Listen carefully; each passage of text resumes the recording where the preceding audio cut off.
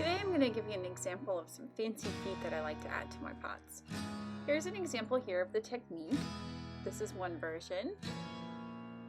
And this one here is another version, just a little bit different. Basically, I start with a regular trimmed foot, however you would normally trim a foot. And then I separate it into even sections. I'm doing it using my tool. I put this right through the center and made a mark on both sides. I'm going to do that again in the other direction.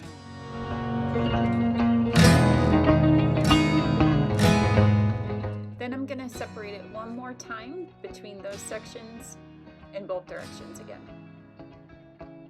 That's going to give me 8 sections that are about equal to start with.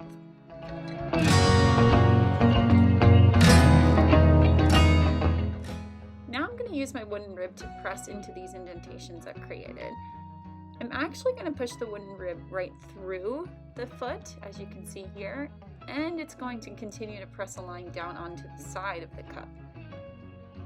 And it's going to leave a mark behind, as you can see. I'm going to do the same for all the indentations I've created, pressing through the foot, down onto the side of the cup, all the way around.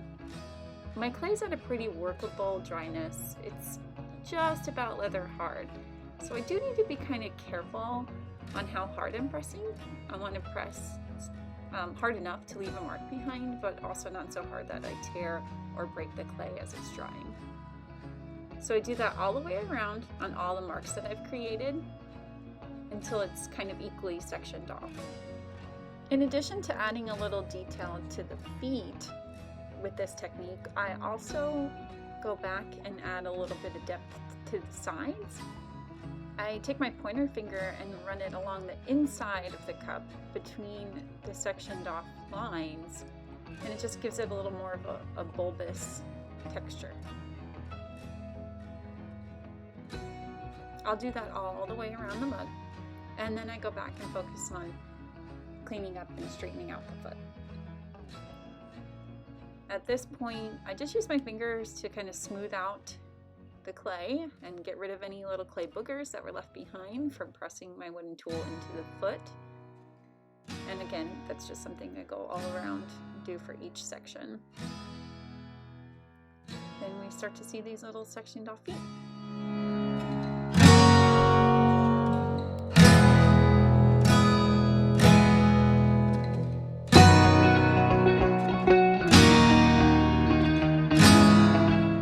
When I'm finished cleaning it up, it looks like this. That's what the bottom looks like, and the sides and the inside. You can see where I've pressed my fingers into the inside a bit to just kind of make that bulbous look between the sections on the outside.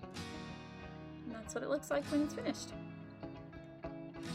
And of course, if you'd like to add a handle, this is the point where you start lining up your handles and measuring to see how or where you'd like to add them. And that's my first fancy feet technique to share. Thanks for watching.